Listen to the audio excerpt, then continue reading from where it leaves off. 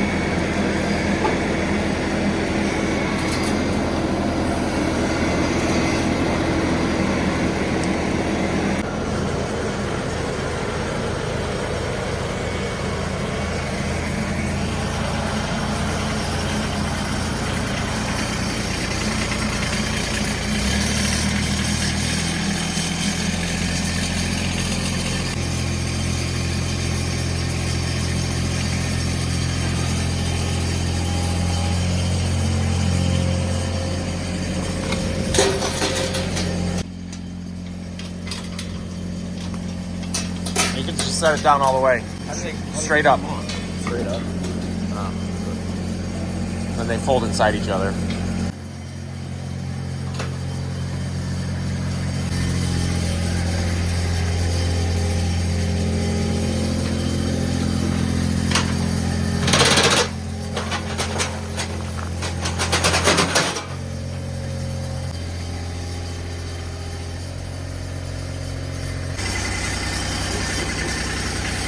So the reason that we're strapping this is it's too tall to make it out the side here, and we want to come out the side. So we gotta strap it to itself so we can run this at an angle.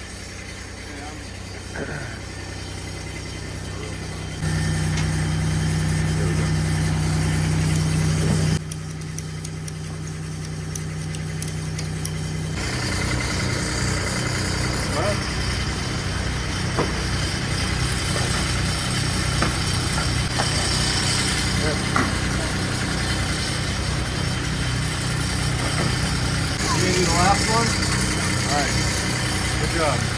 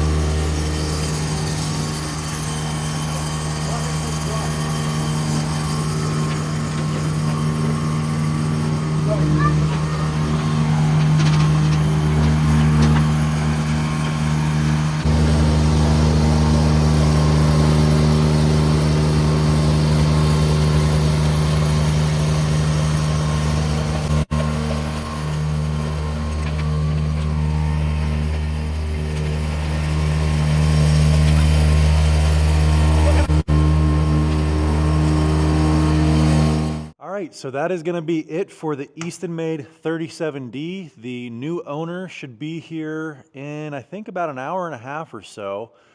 And that's one thing that really surprised me. From the day that I called Andrew and told him, hey, you know, this thing's just sitting here. If you'd like to have it back or sell it or do whatever you wish with it, I hate to see it just sitting there. It's an expensive piece of equipment. And within 2 days from the time I gave him that phone call, he called me back and said, sold.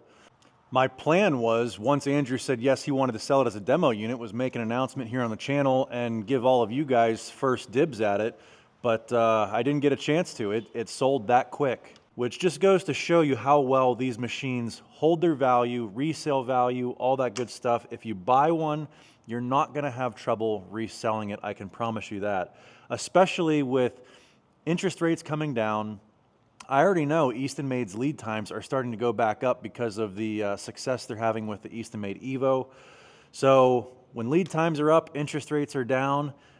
It just makes a used machine like this hold its value even that much more. This has been the third Eastonmade product we've gotten to try here. I think we started with the 1222, then we got the Axis, then the 37D, and now we've gotten the Evo.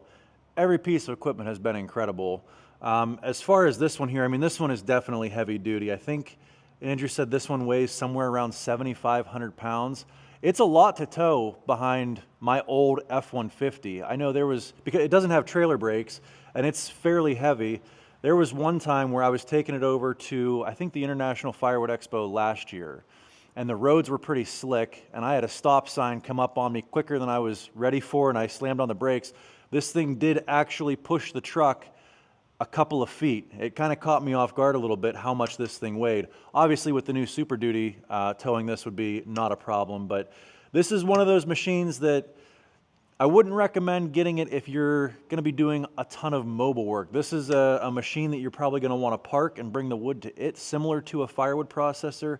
If you want to do mobile work, get something like an Ultra, an Axis, or a 1222 or a 916 or something a little smaller. This thing is definitely very big, and don't get me wrong, it's on an axle. You can fold it up in transport mode. The guy that's coming to buy this is from Delaware. He's going to tow it all the way home. You can move it. I'm just saying there's better options out there if you're going to be moving it a lot. But yeah, 37-ton splitter.